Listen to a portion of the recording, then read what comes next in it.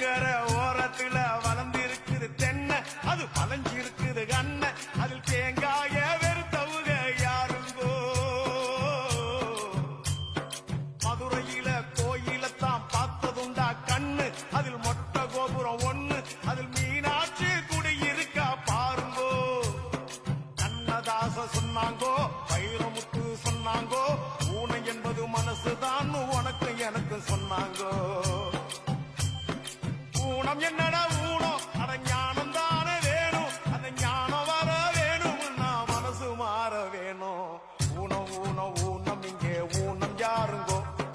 உடம்பில் உள்ள குறைகள் எல்லாம்